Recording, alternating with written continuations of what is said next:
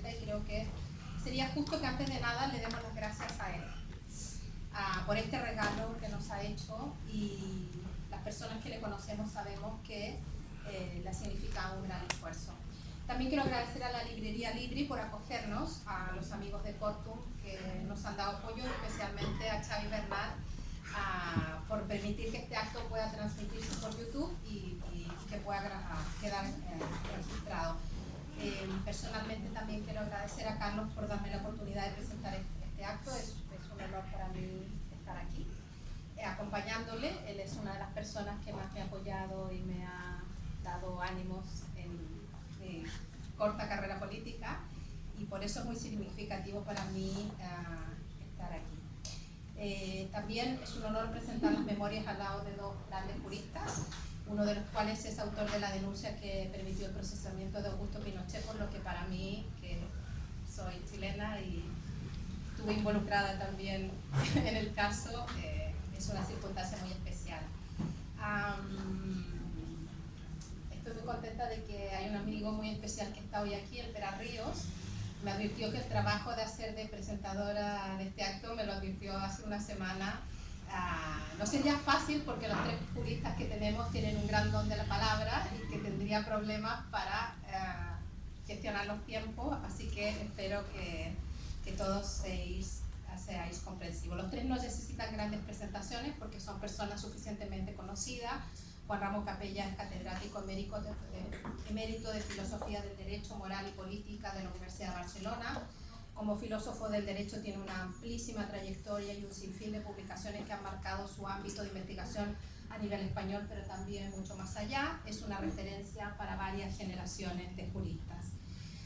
En el primer volumen de estas memorias se recoge una conversación entre Carlos Jiménez Villarejo y Juan Ramón Capella, en que dialogan sobre los encuentros y desencuentros entre el poder judicial y el poder político y económico, y espero que algunas de estas cuestiones salgan hoy aquí, porque es una parte muy interesante de estas memorias. Carlos Castresana es fiscal del Tribunal de Cuentas, pero también ha sido fiscal antidroga, anticorrupción y del Tribunal Supremo, comisionado de la ONU contra la impunidad en Guatemala con rango de subsecretario general, entre muchas otras cosas, y como dije anteriormente es autor de las denuncias contra las juntas militares de Argentina y Chile que dieron lugar al proceso seguido ante la Audiencia Nacional de España y la detención y extradición de Augusto Pinochet. Son de su autoría dictámenes sobre genocidio, tortura, desaparición forzada, crímenes contra la humanidad, entre muchos han visto, que también están recogidos en estos tres tomos de memorias. Sobre Carlos Jiménez Villarejo resulta difícil destacar en un par de minutos su trayectoria, pero a mí me gustaría subrayar una cosa que creo que es transversal en estos tres tomos, y es su lucha constante por la justicia social. Todo su trabajo, su denuncia sobre los paraísos fiscales, sobre la tortura, sobre la memoria democrática, sobre la situación de las personas refugiadas, su lucha contra la corrupción, siempre se construye bajo la perspectiva de denunciar las desigualdades y exigir la urgencia de avanzar en la construcción de un horizonte de justicia social. Yo creo que esto es lo que yo podría resumir después de leer estos tres tomos. Pera Ríos también me dijo que aunque la intervención fuera breve, no olvidara en mencionar algo que no decimos lo suficiente, y es que fue Carlos Jiménez Villarejo quien descubrió la existencia de las preferentes. Andreu Moisés está por aquí y podrá hablarnos de esto, que probablemente representan uno de los fraudes a gran escala que más ha marcado la historia de la España reciente, y es algo que deberíamos destacar. Sin más dilación, doy la palabra a Carlos Castresana. Tú querías empezar acá. Carlos, adelante. Hola.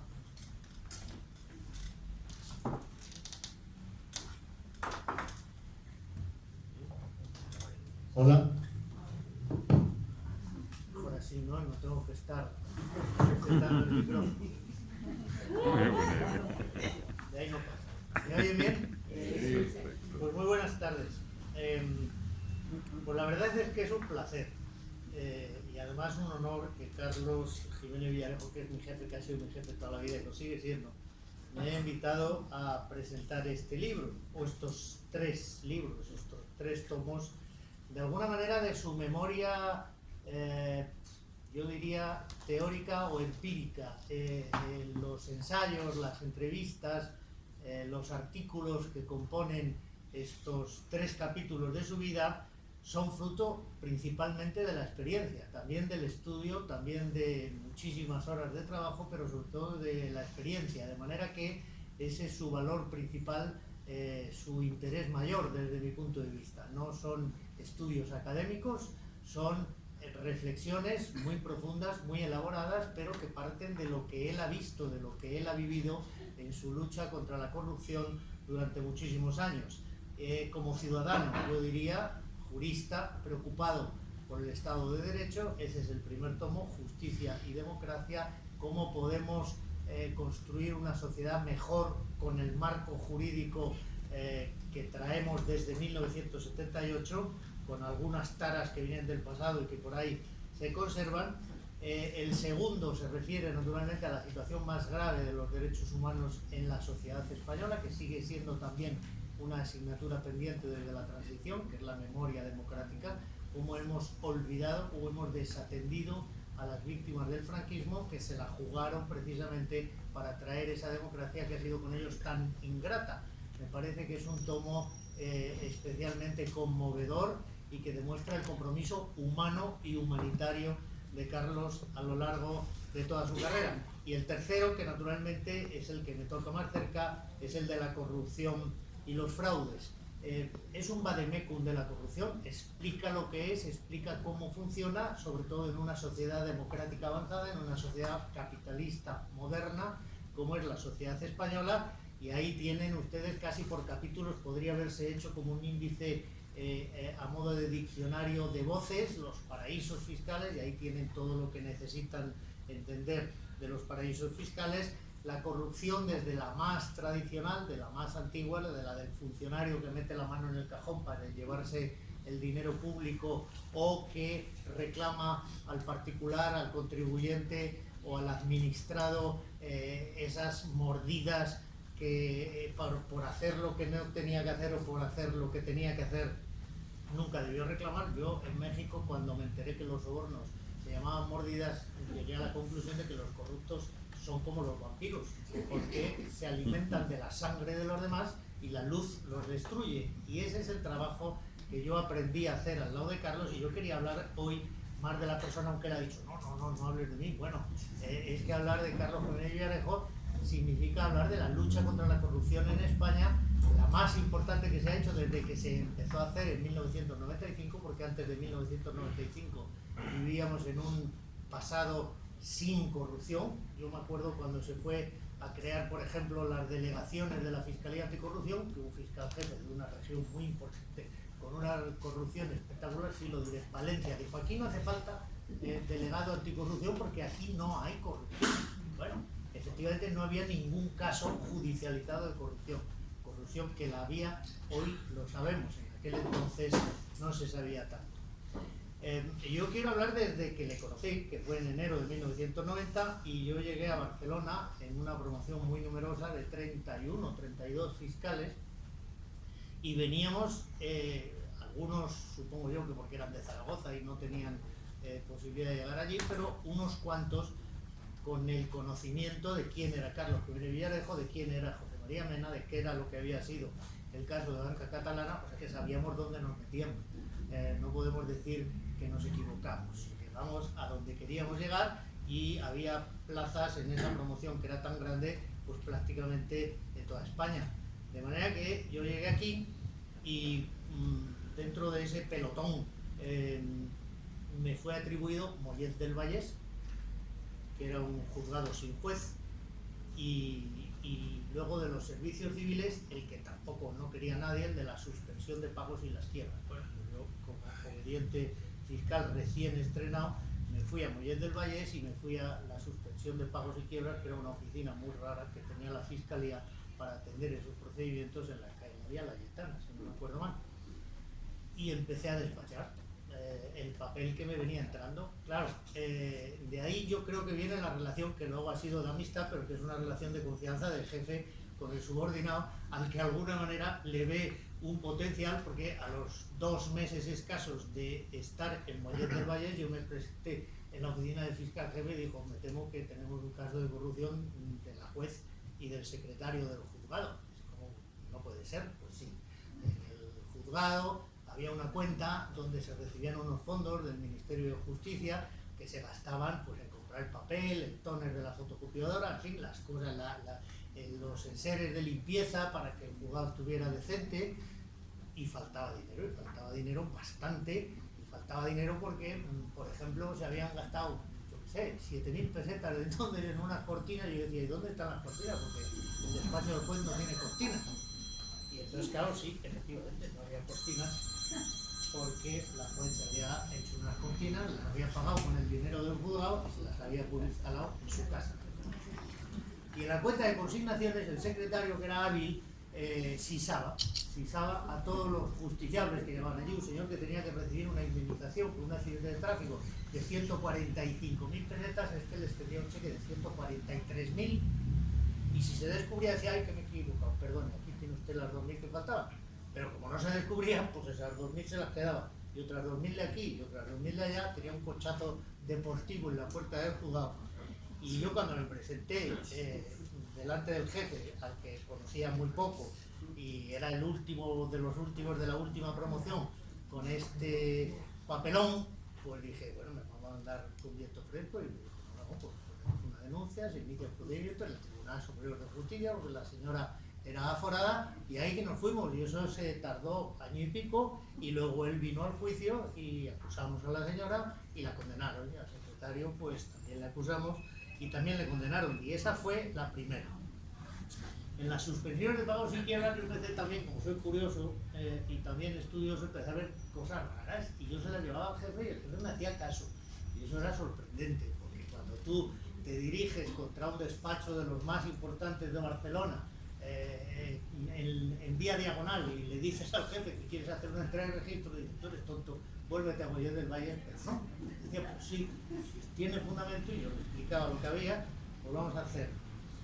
Y llevamos adelante muchos asuntos de corrupción ligada, que tenía una tradición en Barcelona que ustedes conocen, el juez Lavernia y el juez Penalba, a los procedimientos concursales, y salieron adelante, más o menos, y sacamos adelante el de Mollet del Vallès en el Tribunal Superior. Y otro día me encontré un caso de pederastia, y ahí sí puedo decir que también, no solo que Carlos me apoyó, sino que fueron este y otro que no sé cuál es, las dos únicas condenas de pederastia clerical. Ahora sí hay docenas de centenares de casos, pero entonces en toda la década hubo 2, y uno es el que yo llevé con el aval y el apoyo frente a unas presiones enormes de la Iglesia, del Colegio de los Jesuitas de Barcelona, porque era el director de los Jesuitas de Pedralbes, o sea, un señor importante que había abusado sexualmente de una niña a la que preparaba para la primera comunión. Eso es otra forma de corrupción, en este caso corrupción de menores, pero ahí también Carlos no tuvo ninguna duda en apoyar frente al Colegio de Abogados y a toda la presión de la institución de los jesuitas, más la de la Iglesia en general, más las llamadas de la Fiscalía General desde Madrid, decir: no, si este señor es culpable, tenemos pruebas, lo vamos a llevar a juicio. Lo llevamos y le condenaron. Y otro día en un juicio yo me encontré con un señor que decía que era toxicómano, pero claramente no lo era, y entonces yo le dije que por favor que se subiera la manga para ver si era verdad que, como decía el forense, tenía señales de menopulsión antiguas y modernas. No tenía ninguna, y procesamos al forense. Y eso es la lucha contra la corrupción. Eso es la lucha contra la corrupción. Naturalmente, en ese capítulo, en esa etapa, el más importante fue el de los avales de la CARI, la Comisión de Ayuda para la Reconversión Industrial de Cataluña. Era la continuación de Banca Catalana y el antecedente de los otros, que no sé cómo se llamaban, que eran también procedimientos por los que se detraían masivamente fondos de la Generalitat de Cataluña por parte de algunos consejeros del gobierno de la Generalitat. En este caso, entre los consejeros que todavía lo eran y los que lo habían sido, eran 6.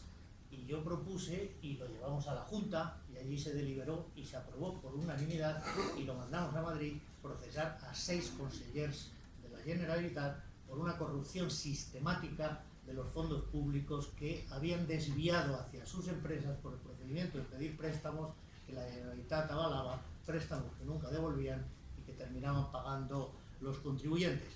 cuando mandamos el papel a Madrid, pero esta es la experiencia de luchar contra la corrupción, nos dijeron que todo lo que era delito estaba prescrito y que lo que no estaba prescrito no veían ellos que fuera delito, aunque sí tenía aromas de corrupción. Esa frase que se hizo célebre fue la que permitió dar el carpetazo a una acción judicial que, de haberse interpuesto en tiempo y forma, posiblemente hubiera cambiado la historia de Cataluña desde el año 92, que estamos hablando, desde los Juegos Olímpicos en adelante. Pero como no se hizo nada, pues después hubo otros fraudes y después lo que ustedes conocen mejor que yo. Yo, por razones personales y familiares, porque era de Madrid, pues me fui después a Madrid. Me marché a la Fiscalía Antidroga, donde seguramente es José María Mena que tiene la culpa de que fuéramos seleccionados, y en diciembre de 1995 me vuelve a llamar Carlos, que era el fiscal jefe de Cataluña, que estaba estupendamente, que tenía categoría de fiscal de sala del Tribunal Supremo, y se le había ocurrido meterse en el charco de la Fiscalía Anticorrupción, porque Carlos Granados, que era el fiscal general entonces, decía: tú armas esa fiscalía porque nadie más lo puede hacer, y tú eliges al equipo. Y me dijo: yo quiero que te vengas conmigo a la Fiscalía Anticorrupción. Y yo dejé las drogas y me dediqué a la corrupción. ¿Qué vamos a hacer? Y ahí, efectivamente, en los primeros meses de 1996, como estábamos ociosos, y ahí está en el fondo Santiago Taril, periodista de La Vanguardia, que no me dejará mentir, y se cumplía el 20 aniversario del golpe de Estado en Argentina, que había sido en marzo de 1976, pues íbamos por la mañana a leer el periódico, porque no nos habían dado un solo caso. La fiscalía estaba creada desde diciembre, pero era marzo y no teníamos ni un asunto. De manera que, leyendo el periódico, rememoramos esa situación de las víctimas en Argentina, que seguían clamando justicia después de que los culpables hubieran sido primero condenados, pero después de 2 golpes de Estado, indultados. Y después de los indultos del presidente Menem al general Videla y compañía, decían los periódicos: Francia abrió una causa por las víctimas francesas, Alemania por las alemanas, Suecia por las suyas, Italia por la suya, España no, porque en España no se puede. Claro, no hay cosa peor que se le pueda decir a un fiscal cuando además es el 20 aniversario, que es el plazo máximo de prescripción de los delitos según el Código Penal español. Juntando la posible prescripción con el no se puede, ¿cómo no se va a poder? Si nosotros somos ya buenos, hemos sido muy malos alumnos en Derecho Penal Internacional, más bien del lado del banquillo que del lado de los acusadores, pero después de que hemos convertido España en una democracia, hemos ratificado todas las convenciones, deberíamos poder. Buscamos esa vía, la vía existía, iniciamos desde la Unión Progresista de Fiscales ese procedimiento, y ese procedimiento ha contado con la paciencia de Carlos Jiménez Villarejo, que me regañaba mucho: no atiendes lo de King, no atiendes lo de Berlusconi. Bueno, pero es que estoy con Pinochet, bueno, está bien, a ver cómo lo haces. Y al final se pudo con todo. Entonces ahí fuimos capaces, él fue capaz, y debo decir que le costó un infarto, de sacar adelante el asunto de Mario Conde, que no era un asunto menor, el de Javier de la Rosa, el caso Kío, ustedes recordarán, donde ya estaba Diego Prado y Colón de Carvajal, y seguramente quizá detrás el emérito que hacía gestiones con Diego Prado, que fue a la cárcel y luego a la tumba sin abrir la boca, y también estaban seguramente los Puyol, y todo ese procedimiento que costó una barbaridad. No lo llevaba yo, porque lo puedo decir con toda la claridad, pero que salió adelante. Como salió adelante el BBVA Privanza, que era un caso de corrupción que ya tocaba a un secretario de Estado de Hacienda que estaba involucrado en esa red, que había lavado miles de millones de no contribuyentes españoles en los paraísos fiscales de Jersey, de las islas del Canal británicas. Y estaba también el asunto de los fondos reservados. Ustedes recordarán a Luis Roldán, pero además de Luis Roldán estaba el propio ministro Berrionuevo, Vera, San Cristóbal, Rodríguez Colorado y tantos otros. Estaba el asunto GES Cartera, donde por alguna razón los empresarios de Castilla y León tenían una especial fe religiosa, y entonces cuando se iban a adjudicar las obras públicas y los contratos de la comunidad autónoma, ellos hacían una donación siempre de un 3% al arzobispado, al icónomo de Valladolid, que a su vez lo invertía en GES Cartera, donde qué casualidad que estaba el secretario de Estado de Hacienda, otro secretario de Estado distinto, que lo terminaban también mandando a los paraísos fiscales. con la connivencia, con la protección de la Comisión Nacional del Mercado de Valores. Y naturalmente los que sí me tocó a mí, Jesús Gil y Silvio Berlusconi, que no son pequeños, ¿verdad? Y entonces en Jesús Gil es lo mismo. ¿Por qué Jesús Gil disfrutaba de impunidad en Marbella desde hacía 10 años? Pues porque nadie se ocupaba. Debía 10 años de seguridad social el Ayuntamiento de Marbella y la seguridad social miraba para otro lado. La Junta de Andalucía miraba para otro lado. El Tribunal Superior de Justicia, las salas del contencioso administrativo dejaban cometer todos los desmanes urbanísticos que cabe imaginar y nadie le ponía el cascabel al gato. Y había unos cuantos querulantes por ahí, pobrecillos denunciantes, que ponían querellas que sistemáticamente eran desestimadas. Investigando un poco a Jesús Gil y al entorno, llegamos a la conclusión de que el problema era la magistrada decana de Marbella, que repartía el juego y las causas más complicadas se las quedaba ella para ella archivarlas y las otras las repartía oportunamente a donde sabía que también iban a ser archivadas, y las que prosperaban las de los menores, las de los que no tenían importancia. Y otra vez yo me fui a ver a mi jefe y le dije: tenemos que poner una denuncia contra la magistrada decana de Marbella porque tiene un hermano que es el abogado de la mafia italiana. Y claro, uno otra vez piensa, aunque ya lo conocía de unos cuantos años, que me iba a echar del despacho, pero no. Fuimos y le metimos la denuncia a la magistrada decana de Marbella, por vía disciplinaria se la expulsó de la carrera, luego el Tribunal Supremo en un recurso de casación la readmitió, le rebajó la expulsión a 2 años de suspensión, y luego, debo decirlo también, se dictó una causa penal, porque era una causa penal lo que correspondía, no solamente el expediente disciplinario, y esa causa la empezó a investigar Luis Portero, y un buen día ETA lo mató y no supimos más de aquella investigación. Pero Luis Portero me dijo a mí que era de los fiscales y magistrados de Andalucía a quienes Jesús Gil, como cortesía, le había invitado a pasar las vacaciones en unos apartamentos del municipio en Marbella, y él había dicho: muchas gracias, yo tengo ya mi apartamento en la muñeca, no necesito vacaciones pagadas. Pero ¿cuántos más habrían aceptado? Pues eso es lo que nos queda como duda en el aire. En todo caso, una vez que fuimos capaces de remover a la magistrada de Marbella, que no hubiéramos podido hacerlo sin que Carlos nos hubiera sujetado a los fiscales generales, que todo esto tiene otra parte de historia que les cuento enseguida, y de recusar a 2 de los 3 magistrados que tenían que celebrar el juicio en Málaga, o sea que cambiamos el juicio de sala prácticamente, pues entonces es cuando conseguimos condenar e inhabilitar a Jesús Gil como alcalde de Marbella. Durante los próximos 28 años, evidentemente, pues nunca volvió a ocupar la alcaldía. Pobrecillos los Julián Muñoz y compañía, que pensaron que podía seguir siendo igual. No podía seguir siendo igual, porque el poder mediático, económico y político que unía en su persona a Jesús Gil no lo tenía evidentemente Julián Muñoz. No tenía una pantalla permanente en la que expresarse, en las radios, en las emisoras deportivas todas las noches para machacarnos mediáticamente, y los demás pues cayeron enseguida. Pero romper esa pared, la verdad es que fue muy difícil. Y con el Atlético de Madrid lo mismo. Cuando yo me fui a ver a don Carlos a decirle: hay que incautar el Atlético de Madrid, ponerlo en la administración judicial, no me echó del despacho, como tampoco me echó el presidente de la Audiencia Nacional, Clemente Auger, que nos apoyó en una movida que era realmente complicada. Y tampoco hubo ningún problema interno cuando yo me empeñé en procesar a Silvio Berlusconi, porque había hecho el que en ese momento era el fraude, bueno, indiciariamente, por supuesto, vamos a respetar la presunción de inocencia de todo el mundo, el fraude fiscal más grande de la historia de España, 13.000 millones de pesetas de la época. Bueno, pues también nos fuimos para adelante. Lo de Videla y Pinochet, ya lo he dicho, pero ahora hay que hablar de esa otra parte, de la interna, porque esto es lo que hacen los jefes, en realidad, dejar trabajar a los subordinados. Pero para que el subordinado pueda enfrascarse en el papel, ir al juzgado a pelearse con los inculpados y con sus abogados, el fiscal jefe se tiene que hacer cargo del fiscal general. O del fiscal general, o del ministro, o del empresario, o de todo el que llama para presionar, para amenazar, para ofrecer cualquier cosa. Hubo muchas presiones, como se pueden imaginar. No digamos con Silvio Berlusconi, desde luego con Jesús Gil.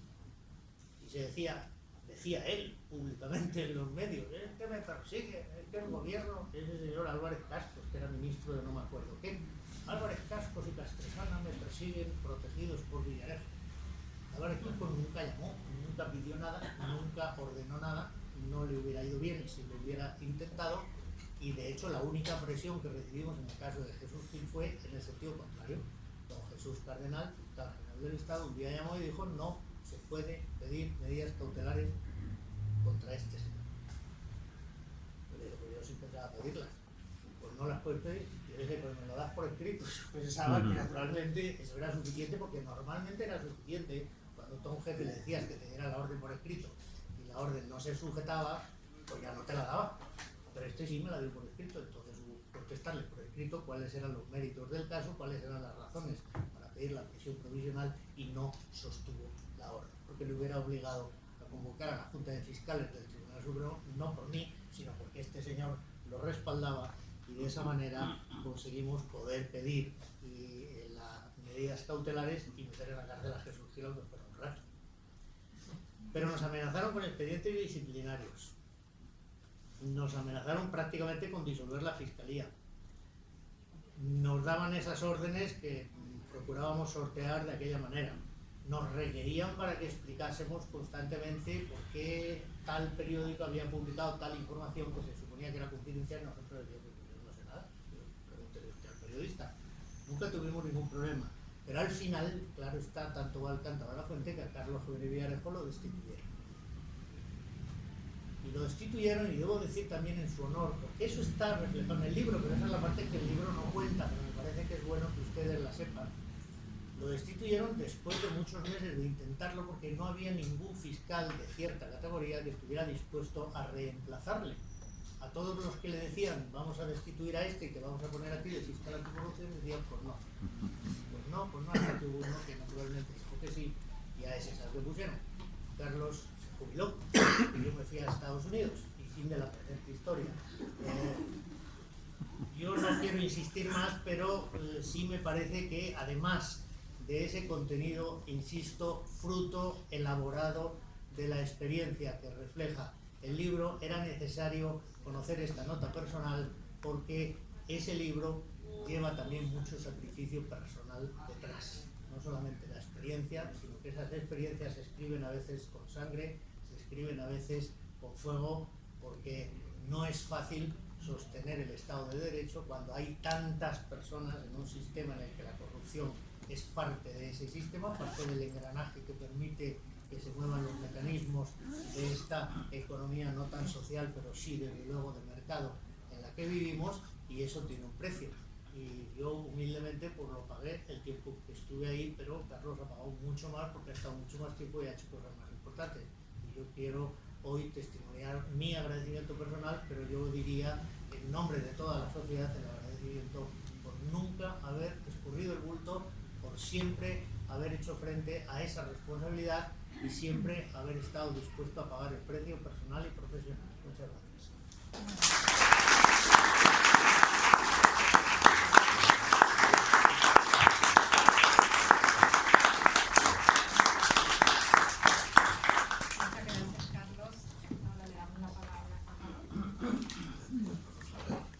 ¿Cómo se hace para que este micrófono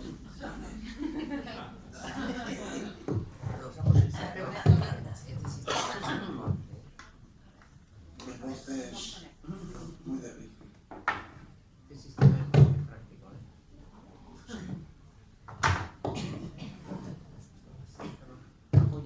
Vale, perfecto.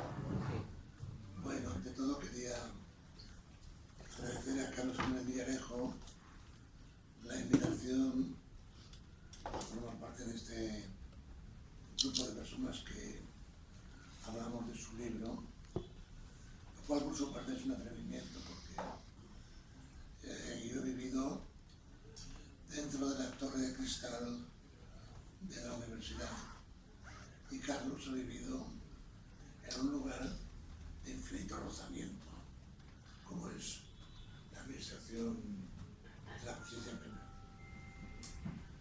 Creo que soy de las pocas personas que pueden testimonial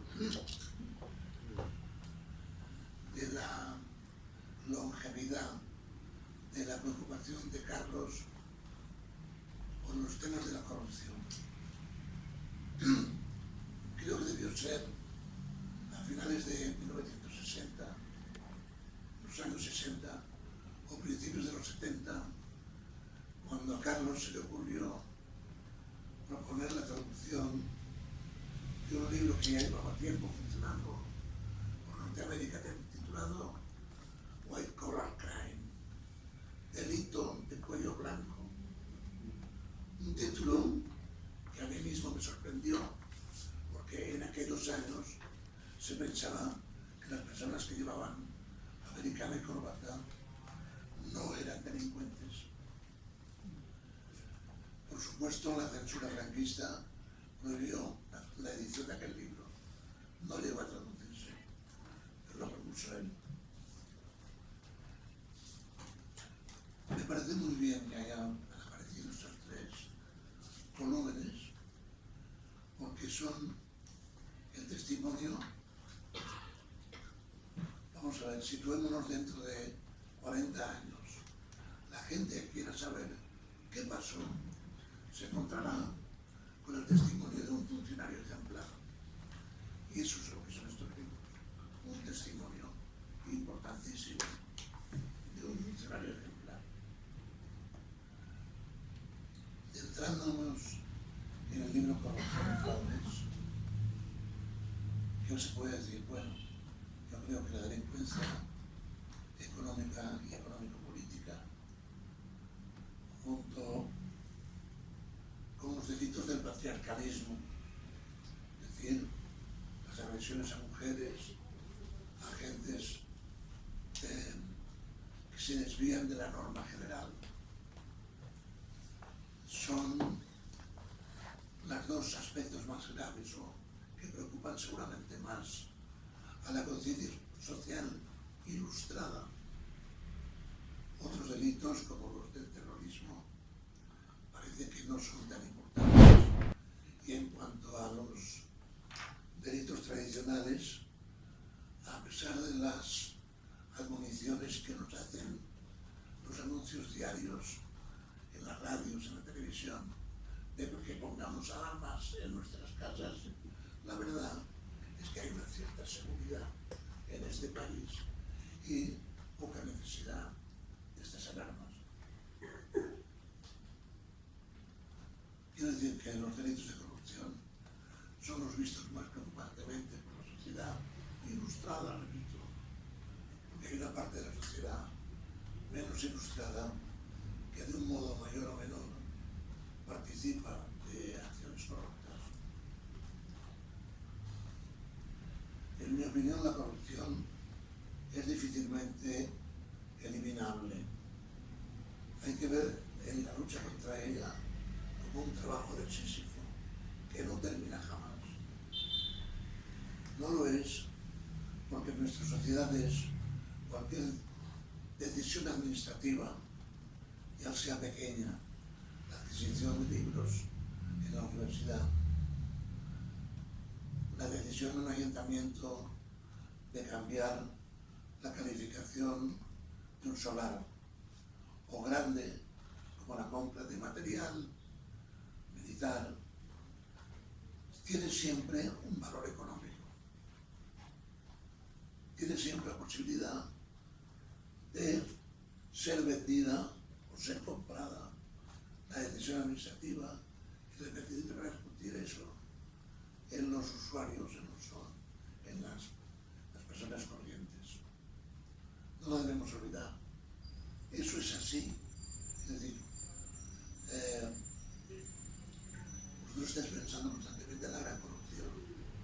Yo pienso en la pequeña corrupción que hay en las contratas universitarias de la limpieza, la explotación de las señoras de la limpieza, pero dentro de un marco de corrupción de las contratas. O los pequeños regalos que son constantes entre gentes que pertenecen a las administraciones públicas.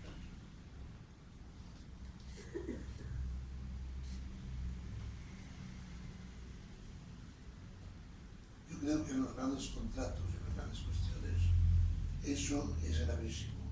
Pero existe una corrupción normal y corriente que tiene la consecuencia de que la gente vea que si los de arriba son corruptos, ¿por qué no han de ser corruptos ellos?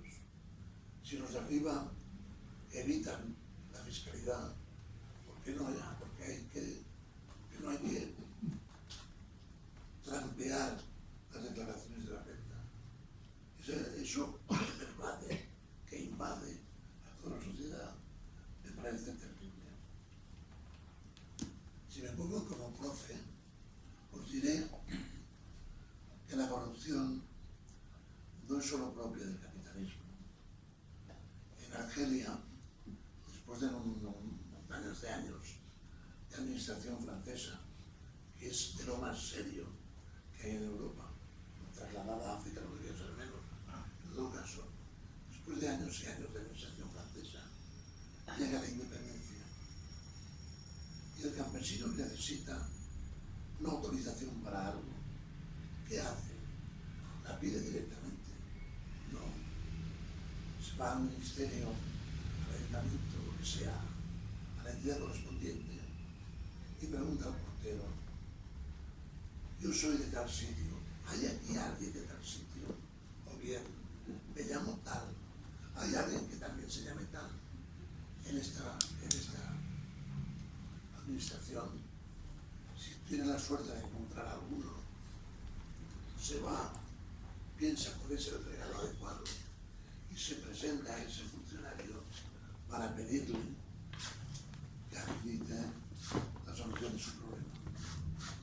Curiosamente, esto es también lo que ocurría en la Unión Soviética cuando desaparecieron las instituciones clave de aquella sociedad, cuando desapareció el Partido Comunista, cuando todo cambió de repente. La gente se iba a ver a personas de poder que tenían, con las que tenían alguna relación, vamos a decirlo todo, de tipo clánico, aunque fuera de clan moderno, para pedir ayuda y por tanto corromperla pues, de esta manera. A mí me hace mucha gracia el presidente Revilla, que va siempre con su paquetito de anchoas. No es que vaya a conocer a nadie, pero le está enseñando a la gente a cómo hay que ir por el mundo para conseguir lo que quiere. Es una manera más. Corrupción y fraudes. Ha hablado Carlos Castellana abundantemente de esto. Yo creo que los temas principales están en el libro de Carlos Fromm. El fraude fiscal, la llamada ingeniería financiera. Aquí un toque de atención. En el curso de muy pocos años, una profesión jurídica tradicional, la de abogado, ha cambiado radicalmente. Han aparecido bufetes en los que trabajan decenas, a veces centenares de profesionales, porque asesoran lo que se llaman contratos que pueden tener una importancia fiscal importante.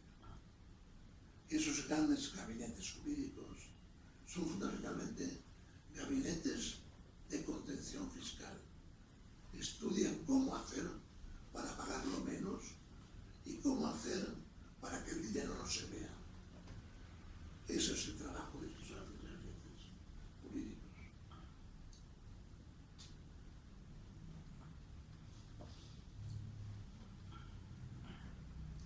El enriquecimiento ilícito y injusto de cargos públicos, bueno, electos, los paraísos fiscales, un tema que se arrastra como un cabello agotado por el Sahara, pero no se resuelve jamás. Siempre se ha hablado de hacer frente a los paraísos fiscales, pero no hay poder político que tenga energía suficiente para ponerse a esto, que además tiene que hacerse de una manera combinada entre diferentes gobiernos. Los paraísos fiscales están ahí, permanecerán ahí, luego no haya grandes movimientos sociales que luchen contra ellos, ¿no? colusión, bueno, los instrumentos financieros fraudulentos, como las precedentes de las que se ha hablado hace un rato, el objetivo es el de siempre, evitar la fiscalidad. La corrupción de poder económico y político, el caso Botín, como caso muy destacado.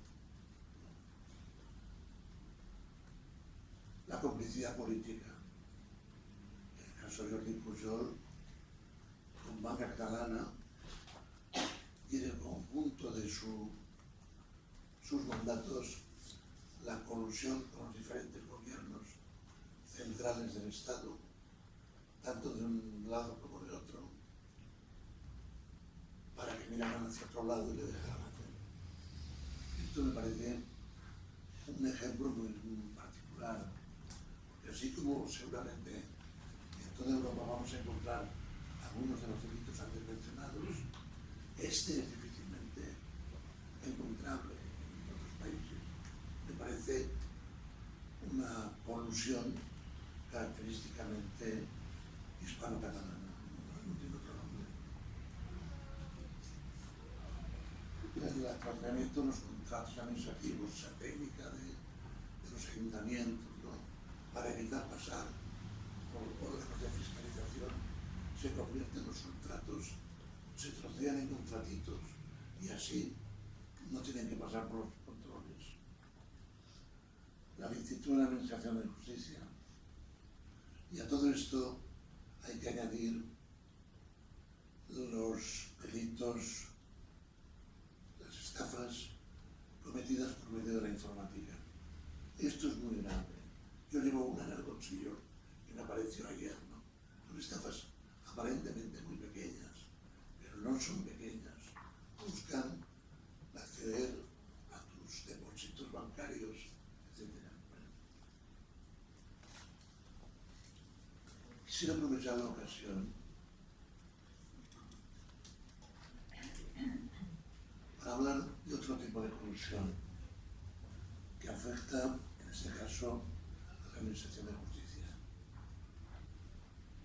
TAP, un juez ya fallecido, fue elevado al Consejo General del Poder Judicial para recompensar su trabajo como muñidor de los votos favorables de la audiencia a que no se procesara a Jordi Pujol por el caso de Banca Catalana, después del trabajo realizado por José María Mena y Carlos Miguel. Se le lleva a los altares al Consejo General. También el juez chantajista Pascual Civil fue elevado a consejero.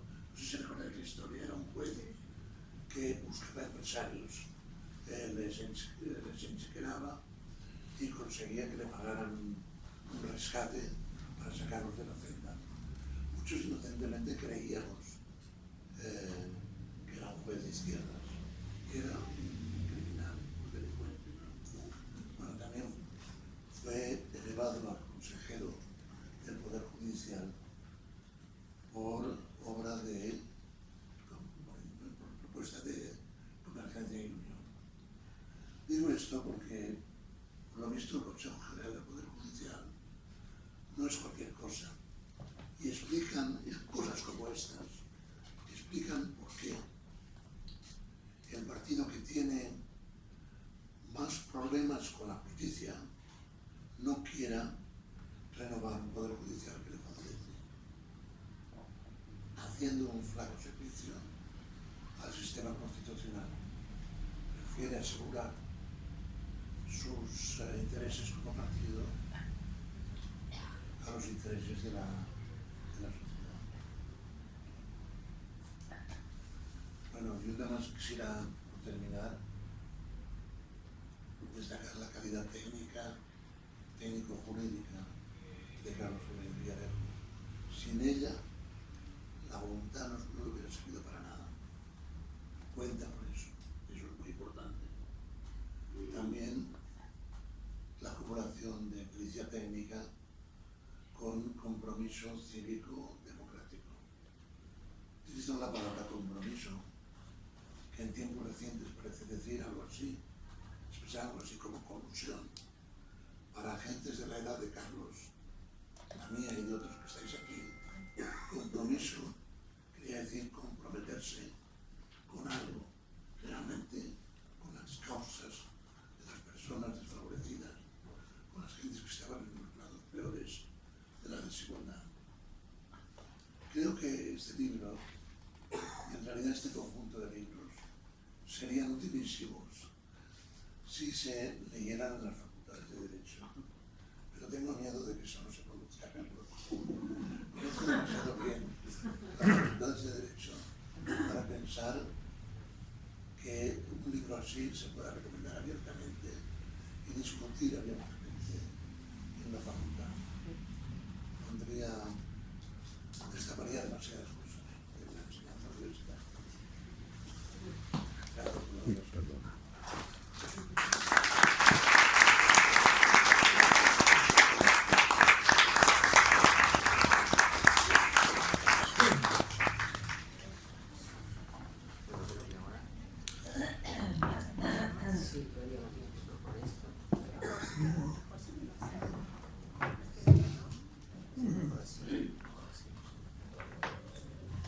Bueno, ahora yo diría que ya quedarían pocas cosas por decir, porque entre Carlos y Juan Ramón, sumando ambas perspectivas... me lo pongo cerca, ¿no? Si no lo sé. Bien. Yo diría que entre las palabras de Carlos y las palabras de Juan Ramón, pues casi todo se había dicho, pero bueno, había algunas cosas que se podían añadir. Yo quiero expresar mi gratitud, porque creo que debo hacerlo en un acto de esta naturaleza y con una asistencia tan masiva. Yo pocas veces he visto esta sala llena, por tanto me parece que es muy importante destacarlo. Pero quiero expresar la gratitud a las personas que estamos sentadas en la mesa, normalmente a Beatriz, que ha sido la organizadora del acto en la sede de la Libris y la que ha puesto en marcha todos los mecanismos de comunicación necesarios para que esto sea posible, sea viable. Por tanto, gracias Beatriz por ello. Y de Carlos Castresana y de Juan Ramón Capella es que no tendría palabras para expresar mi gratitud con palabras más allá de lo que ellos mismos han dicho. Es decir, son dos grandes maestros, cada uno en un ámbito profesional distinto. Carlos como fiscal, que lo ha sido siempre y lo sigue siendo en el Tribunal de Cuentas, y Juan Ramón como profesor y catedrático que ha sido toda su vida y que ahora está ya recogido porque todos vamos cumpliendo años y nos toca jubilarnos. Pero pese a todo, oírlos a ambos, a Carlos porque está todavía más joven que es, en plena actividad profesional, pues es muy importante lo que ha explicado y lo que ha descrito, que realmente corresponde a la verdad de lo que vivimos en aquellos años, pero también es importante oír a Juan Ramón, cuyos libros pues creo que más o menos los hemos leído todos y hemos seguido de alguna manera su doctrina. Yo quiero destacar que si a Carlos lo conocí cuando realmente llegó como fiscal joven a Barcelona el año 90, a principios de los 90, a Juan Ramón no. Juan Ramón lo conocí mucho antes, cuando en los lejanos tiempos del PSUV, donde él era ya profesor de la Facultad de Derecho, en la que también estaba José María Mena como profesor de Derecho Penal, y yo con el ámbito de la filosofía del derecho, como se llamaba entonces. Primero se llamaba Derecho Natural, ¿no? Y luego Filosofía del Derecho. Pero todos formamos parte de un núcleo que tenía en aquel momento un elemento común a las tres personas que cito, es decir, a José María, a Juan Ramón y a mí mismo, que era nuestra afiliación al Partido Socialista Unificado de Cataluña, que fue, pues yo que fue la semilla a partir de la cual fuimos creciendo ideológicamente y incluso profesionalmente. Por tanto, creo que es muy importante que eso se produzca. Gracias a los dos, por tanto, por las palabras pronunciadas, por la presencia aquí, que me enorgullece y me satisface muchísimo, y al mismo tiempo me estimula para seguir pensando, no sé si escribiendo, porque cada vez le quedan menos fuerzas, pero bueno, no lo sé. En todo caso, es un orgullo que hagamos este acto en presencia de estas dos grandes personas, estos dos grandes pensadores del derecho, de un derecho justo, de un derecho avanzado, de un derecho radicalmente protector de la sociedad, de las sociedades más débiles, etc. Yo quería decir algunas palabras complementando las que ellos han pronunciado, pero antes quería expresar, porque no puedo dejar de decirlo, porque creo que creo que tenemos tiempo para poder decirlo y explicarlo, y es expresar cosas que creo que compartimos casi todos los que estamos aquí, mi rotunda protesta por la actitud del gobierno español ante la masacre que ha hecho la gendarmería marroquí con los 20 y pico, no se sabe muy bien cuántos son, pero son más de 20 inmigrantes que trataban de rebasar el límite de la frontera de Nador a Melilla. Me parece que los comentarios, los análisis que se han hecho por parte de las autoridades españolas, empezando por el presidente del gobierno, son absolutamente inadmisibles, son rechazables y son profundamente injustas, porque no se ajustan a la verdad de lo que realmente representa que haya personas huyendo de la más absoluta pobreza, del abandono más radical por parte de las autoridades del mundo entero, que forman parte del continente africano en definitiva, y que traten de llegar a España a través de Melilla o a través de Ceuta, etcétera, en este caso a través de Melilla, y que sea la respuesta del gobierno español sea la represión e incluso el asesinato, como aquí se ha producido a través de las fuerzas de seguridad que han participado en ello, sean españolas o sean marroquíes, me es indiferente, porque todas han colaborado en esta represión brutal que se ha hecho estos días en la frontera de Nador y de Melilla. Por tanto, pienso que, como comentaba Juan Ramón, que realmente parece que vamos avanzando, no vamos avanzando, yo creo que a veces parece que vamos retrocediendo. Yo diría que aquí recordaría algunas palabras las grandes palabras que se han hecho sobre el análisis de la inmigración, están las del profesor Javier de Lucas, que tú conoces evidentemente, en la que dijo que hace ya tiempo, pero sigue siendo real, y es que la Unión Europea estaba en guerra contra los inmigrantes, particularmente los inmigrantes de África. Y esto es un ejemplo inmediato que se acaba de reeditar y que no hay más que ver las imágenes que se proyectan en esto. A partir de ahí yo quería decir que esos libros que son en definitiva el resumen de muchos escritos y de muchos trabajos publicados a lo largo de los años, muchos de ellos en el ejercicio estricto de la profesión de fiscal, otros derivados del interés intelectual que despertaban algunos de los temas que me tocaba tratar como fiscal y que lo llevaba un poco más allá a través de los análisis un poco más rigurosos, más profundos, más amplios. Pero yo hay un par de cosas que quiero presentar antes de decir algunas ideas sobre cada uno de los tres tomos. Son recordar a dos magistrados, uno que era hermano mío, que era José Jiménez Villarejo, cuando votó en contra de la validación por la Sala de lo Militar del Tribunal Supremo de la sentencia condenatoria a muerte de Julián Grimao. Fue un voto excepcional en aquel momento, porque era la primera vez que hubo un magistrado, yo diría que la única vez que en la Sala Militar del Tribunal Supremo había un magistrado que votaba a favor de la declaración de nulidad, en definitiva, de la sentencia del Consejo de Guerra que lo condenó a muerte y terminó su fusilamiento en el año 62. Por tanto, yo quería destacar ese voto, porque ese voto representa mucho, representa lo que muchos de los que estamos aquí, y desde luego tanto Carlos como Juan Ramón, pensamos sobre lo que significa ser coherentes en la aplicación del derecho con respecto a la dignidad humana y a la libertad de los ciudadanos. Y luego además quería citar también a Juan Guzmán, un juez chileno que tuve ocasión de conocer con motivo de un congreso que se celebró aquí hace muchos años, pero que, bueno, él vino al congreso y tuve relación con él. Y quiero destacarlo porque también ha fallecido, igual que mi hermano José, quiero recordar que Juan Guzmán procesó a Pinochet por 57 homicidios y 18 secuestros. Era la primera vez que un juez chileno se afrontaba los crímenes de la dictadura de Pinochet de una forma expresa y directa, y por tanto eso hay que destacarlo siempre. Bien, yo quiero decir 4 ideas sobre todos los temas que he abordado, algunos de los cuales ya han sido tratados por mis compañeros previamente. Primero,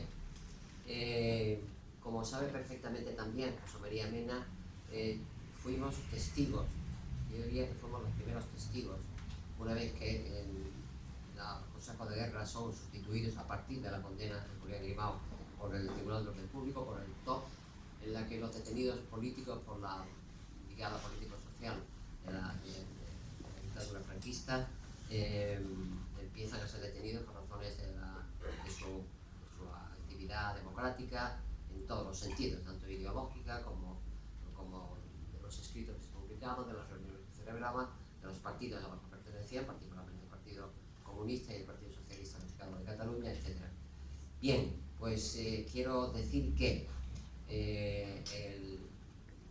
yo empecé a ser fiscal y a sentirme fiscal cuando en los años 60, cuando habíamos tomado posesión en aquellos años, creo que fue el año 62, cuando tomé posesión como fiscal, empezamos a ver cómo los detenidos por la policía política del franquismo llegaban al juzgado de guardia y había que decirles a los jueces, por favor, señoría, ordene que se levante la camisa de los detenidos para ver el estado de su cuerpo, porque el cuerpo lo tenía la mayor parte de las veces absolutamente amonatado de las palizas y las torturas a que habían sido sometidos durante su permanencia en las celdas de Vía Laietana. Por tanto, eso es un dato que a partir de ahí genera una posición ideológica y una posición profesional, evidentemente, que lleva a la defensa de los derechos humanos más fundamentales, el derecho a la dignidad humana y, por supuesto, el derecho derivado de la dignidad humana son los derechos a la libertad y otros muchos derechos derivados del derecho a la libertad.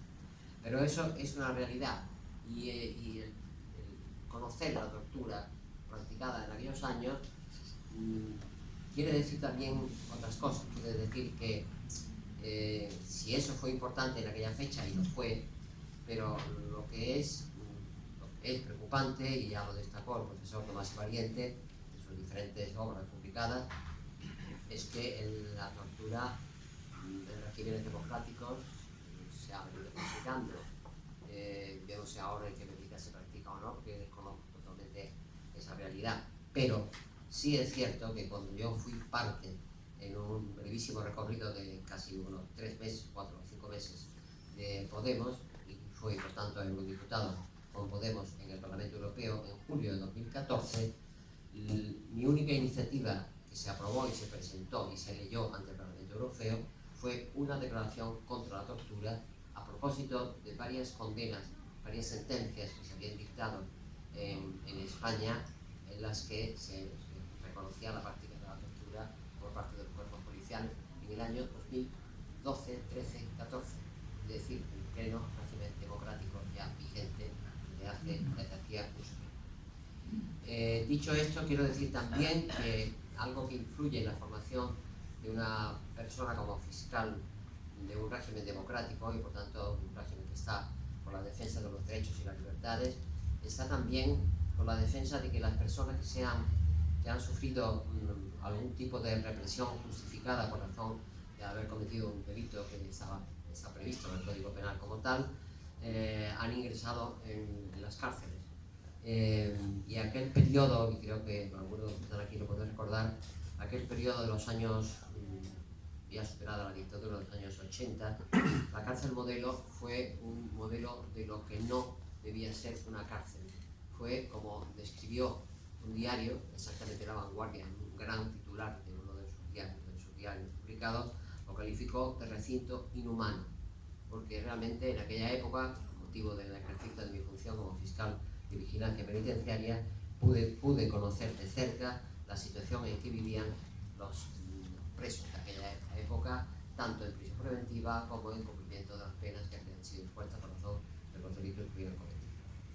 Junto a eso está el tema que también me ocupó en aquella época, que era el tema de la inmigración. Sobre esto, lo que acabo de decir ya es casi suficiente, pero quiero recordar también que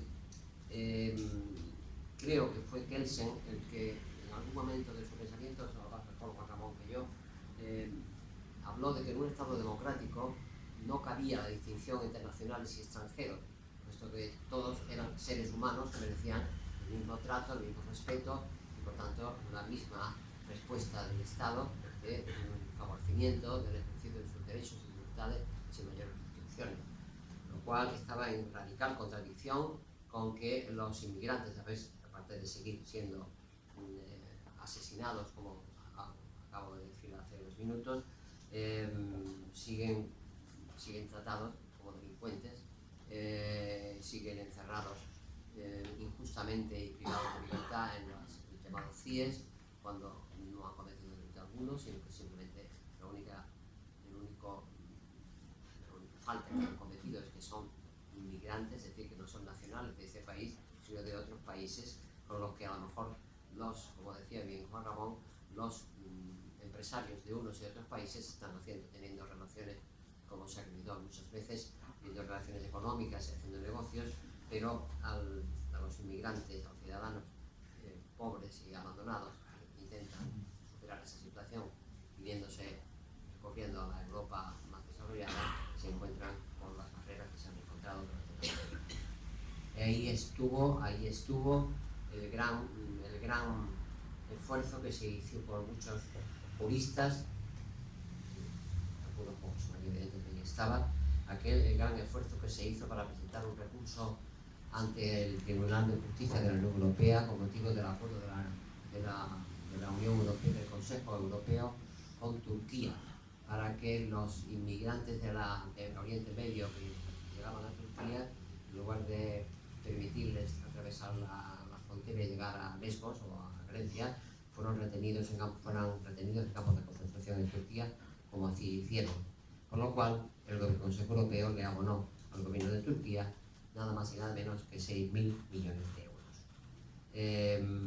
Ese recurso se planteó, participamos muchos en su redacción, etcétera, pero finalmente fue desestimado por el Tribunal de Justicia de la Unión Europea, como ya es habitual en estos tribunales, por razones estrictamente formales, porque en ningún momento citó ni se refirió para nada a la causa fundamental del recurso, que era el acuerdo firmado en perjuicio de los refugiados que venían del Oriente Medio, atravesaban Turquía y trataban de llegar a las costas griegas, es decir, a las costas de la Unión Europea. Dicho esto, yo quería decir que en ese primer tomo hay unas palabras muy breves sobre el proceso. Todo el mundo que está aquí sabe perfectamente de qué hablo, del proceso, por tanto no tengo que dar más explicaciones. Lo único que quiero decir es que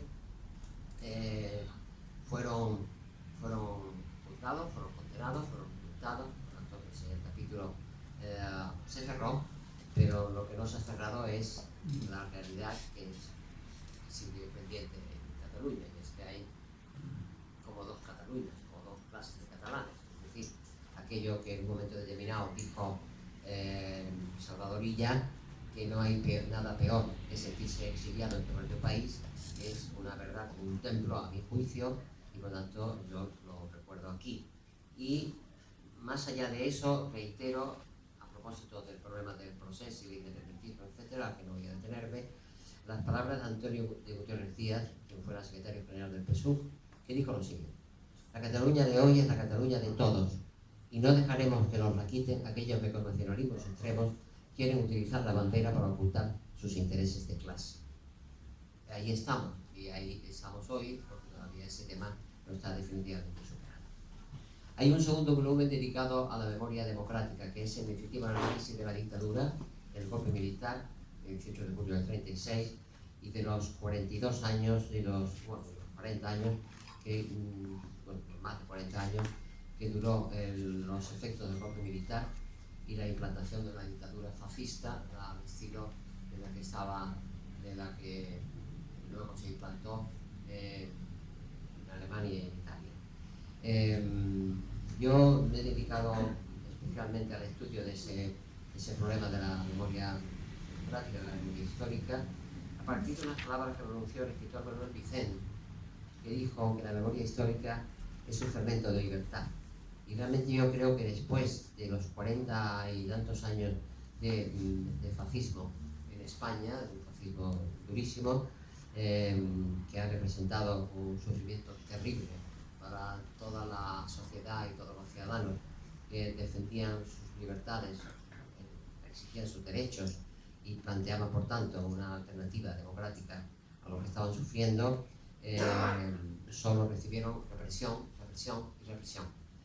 Ahí estaban incluidos los consejos de guerra, en los que participaban jueces y fiscales civiles, en los que participaban también, y constan y hay expedientes que así lo acreditan, consejos de guerra, leyes de represión de toda clase, las leyes de represión de masonería y comunismo, la ley de todas las responsabilidades políticas, y en definitiva todas las formas que se pueden imaginar de sanción y de persecución de aquellos que profesaban ideas democráticas y estaban por trabajar y luchar por una sociedad alternativa al franquismo y al fascismo, que era un Estado democrático.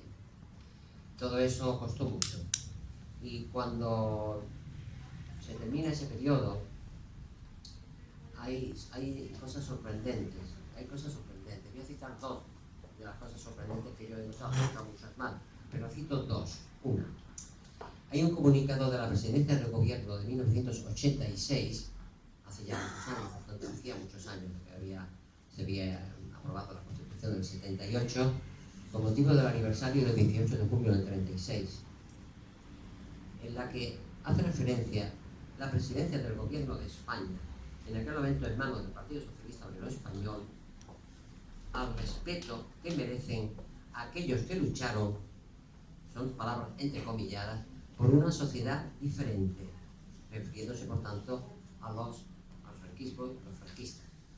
Es decir, llegar a un momento en el que el año 86, un gobierno ya constituido sobre una base constitucional como el del 78 y con conocimiento de derechos democráticos, que se refiera al golpe militar del 18 de julio del 36 y sus consecuencias hasta el final del 75, final del 76, como una sociedad diferente, quiere decir que es una especie de minimización y ridiculización, diría yo, de lo que significó la lucha por la democracia de esos decenas de años, que costó tantas vidas, tanto sufrimiento y tanto dolor para tantas personas y tantas familias. Pero también hay otro dato que está vinculado a algo que he dicho antes, y es que ya en democracia, en los años 60, en los años 80 y también en los 90, hay muchos familiares de personas que habían sido juzgadas, condenadas a muerte y fusiladas por consejo de guerra en la primera etapa del franquismo, es decir, los años 40 en definitiva, que recurrieron a la sala de lo habilitar del Tribunal Supremo, planteando lo que se llama un recurso de revisión y exigiendo la nulidad de esas sentencias dictadas por los consejos de guerra, pese a que las personas afectadas por esas sentencias ya habían sido ejecutadas en cumplimiento de la pena de muerte que habían sido impuestas. Todos los consejos de guerra fueron una cuarentena de sentencias, creo que fueron exactamente 43, una cuarentena de sentencias, las que se dictaron, y en todas ellas se rechazó el recurso de revisión, se entendió que las sentencias dictadas por los consejos de guerra de los años 40 se ajustaban a la legalidad entonces vigente, por tanto no quebrantaban los principios del derecho a un juicio justo y por tanto no procedía a su anulación, y por tanto ahí se quedaron, lo cual generó un clima de una profunda insatisfacción e indignación con la sala de lo militar del Tribunal Supremo, que salvo ese voto al que me he referido antes, se permitió revalidar y convalidar la sentencia dictada por consejos de guerra en la primera etapa de la dictadura. Dicho esto, yo querría decir también, que me parece necesario, que el problema está por resolverse. La prueba es que es sorprendente que a estas alturas del año 2022 esté en trámite parlamentario una ley de la memoria democrática. Cuando se aprobó una en el año 2007, que la verdad es que no sirvió para mucho, pero a estas alturas está en trámite una ley que trata de responder a lo que significó la dictadura militar impuesta por el general Franco y sus secuaces, etc., en el año 2022, es decir, cuando hace ya 40 y tantos años de la Constitución del 78. Y todavía ese tema parece que no se ha resuelto. Bueno, no se ha resuelto, evidentemente, puesto que el proceso de esa ley es muy lento, no se sabe por qué, está como paralizado en no sé qué despachos del Congreso de Diputados, y la prueba es que el proceso no avanza. Y en ese contexto, para terminar de arreglar, el Tribunal Constitucional, en una sentencia de septiembre del año pasado, de septiembre de 2021, y en una sentencia más reciente, pero sobre todo en la primera, la de septiembre de 2021, se permitió rechazar el recurso que había planteado Gerardo Iglesias, pidiendo que fueran perseguidos penalmente los delitos de tortura que él sufrió. A veces se fue detenido cuando era dirigente del Partido Comunista. Bueno, pues el Tribunal Constitucional, el año 2021, es decir, hace unos meses, estimó que no procedía a anular esas sentencias y por tanto se consideraba que estaba justificada las torturas que sufrió.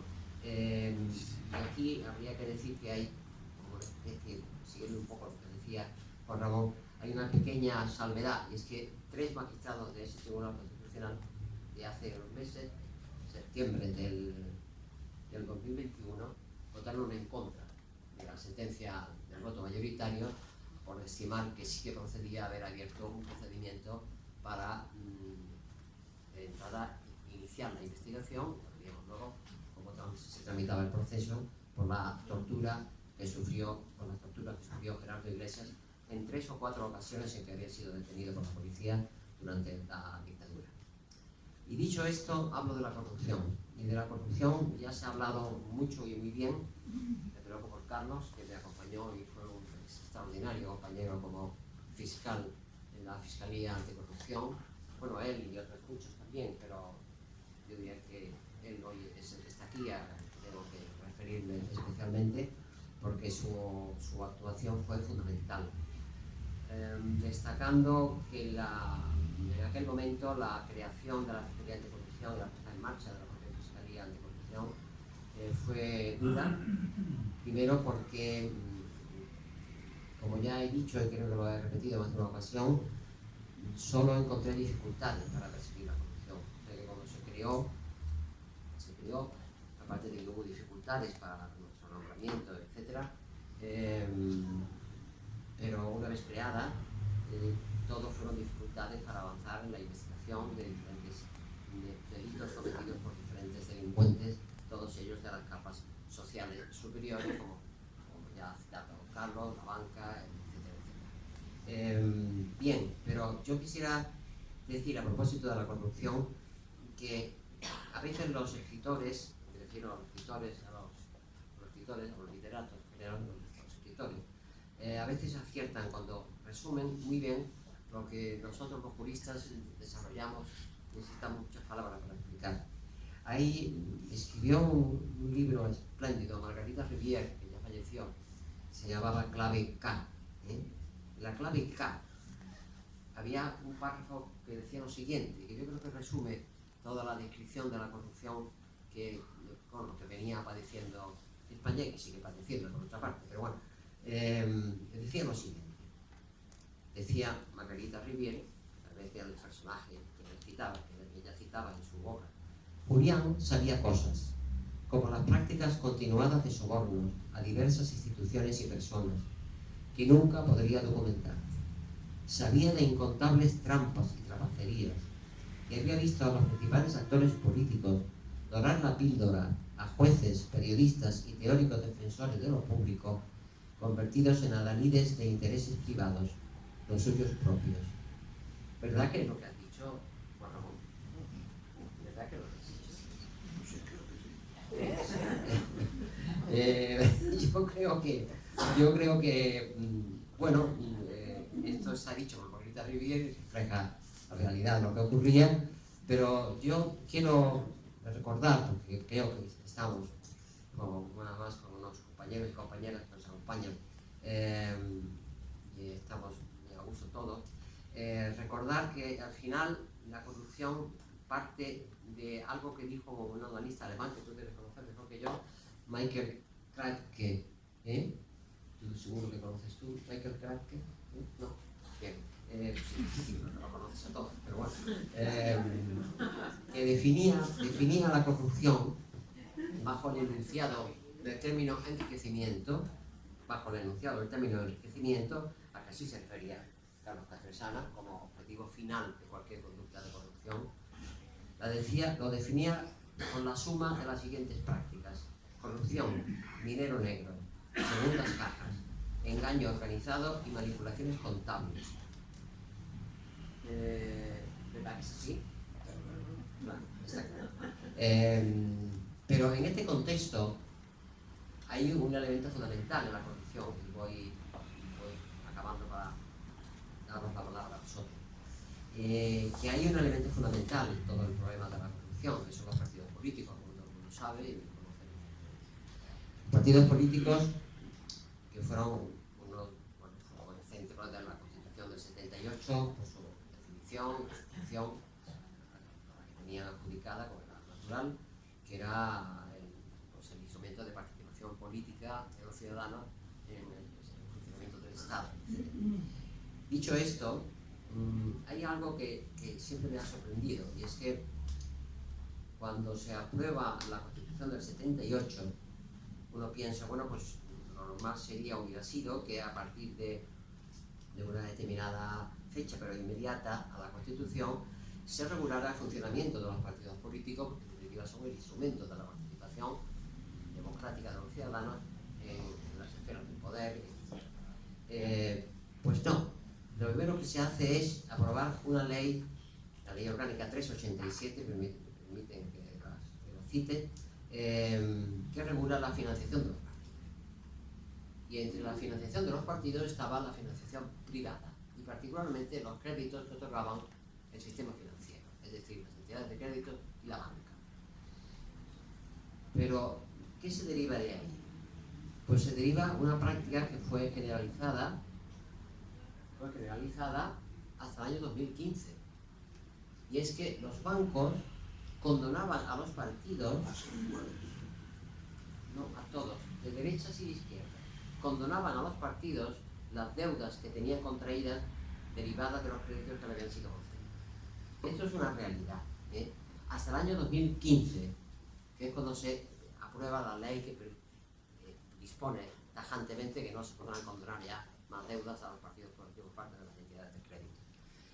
Esto quiere decir que hubo un gran periodo de nuestro sistema democrático, pues desde el año 78 hasta el año 2015, en que los partidos políticos fueron un instrumento de enriquecimiento de sus dirigentes, no sé si de sus miembros, pero sí de sus dirigentes, y que naturalmente fueron un elemento central en todos los procesos de corrupción que se cometieron, como hemos sabido todos, y basta con leer los periódicos cada día.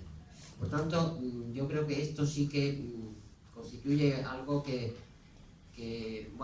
justifica la razón de por qué nos hemos dedicado a la lucha contra la corrupción, y está más o menos descrito en ese texto, sino también porque además cuando los dirigentes políticos están amparados por una ley como la ley del 87 y un sistema de financiación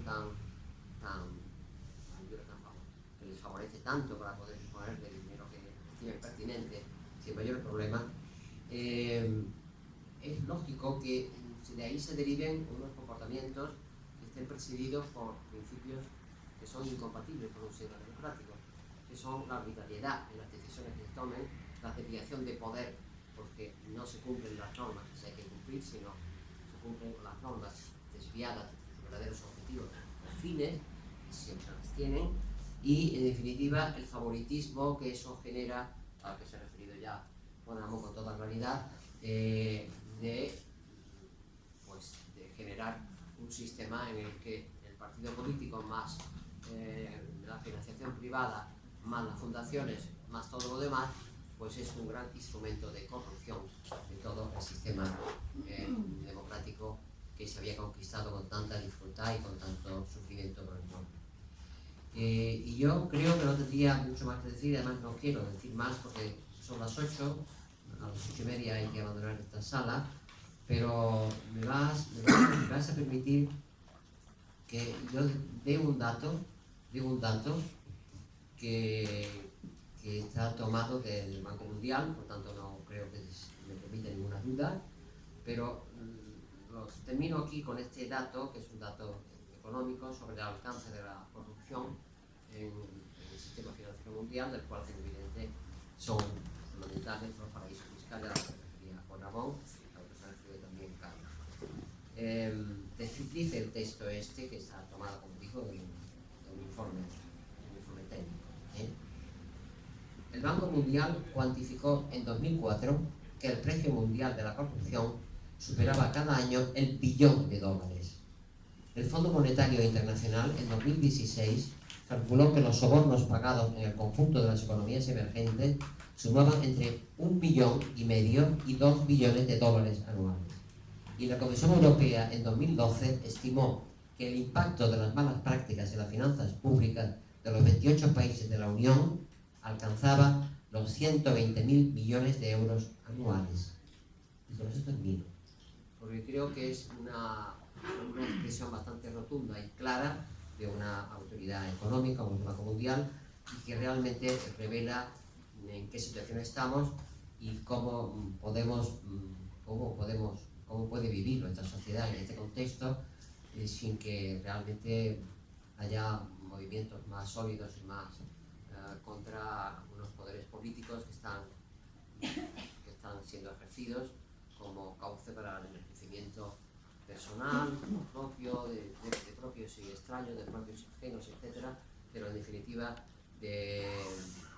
no del desarrollo de la sociedad para hacerla más libre, más igualitaria y más, disponga de un mejor nivel de vida, sino para enriquecer y favorecer la riqueza de los de siempre, en definitiva. Y termino con unas palabras. Todo esto se produce en el contexto de una sociedad que, termino porque no me gusta terminar sin citarlo, todo esto se produce en el contexto de una sociedad, vamos a llamarla por su nombre, una sociedad capitalista. Ya sabemos que el capitalismo tiene sus características y tal, pero vamos a ver, cito el artículo, termino ya, definitivamente, el artículo 129 de la Constitución, dice: la riqueza natural del país estará subordinada al interés general de los ciudadanos. Mentira. Precepto que nunca se ha aplicado, ni creo que se aplique, pero que revela un propósito de distribución de la riqueza que evidentemente ni se ha cumplido ni se va a cumplir, pero que en este caso resulta realmente indignante que tengamos que soportar normas que están ahí como si fueran un adorno, pese a estar en la Constitución, pero que prácticamente no sirven absolutamente para nada. Muchísimas gracias a todos y cada uno de vosotros, a todas y cada una de vosotras, por vuestra presencia aquí, por vuestra participación aquí, a los que han sido como José María y como Julia, como Aurora, etcétera, Debe, Vera Ríos, por supuesto, que me era una especial, en fin, emoción tenerlo aquí. Pero hay muchas más personas que están aquí a las que quiero, entre ellas mi hija Cecilia, mi nieto Joan. Sería imposible terminarlo. En todo caso, muchas gracias a todos y a todas por estar aquí y por haber hecho posible la celebración de este acto que le da impulso a una crítica del sistema en que vivimos con la afán de construir una sociedad más justa e igualitaria.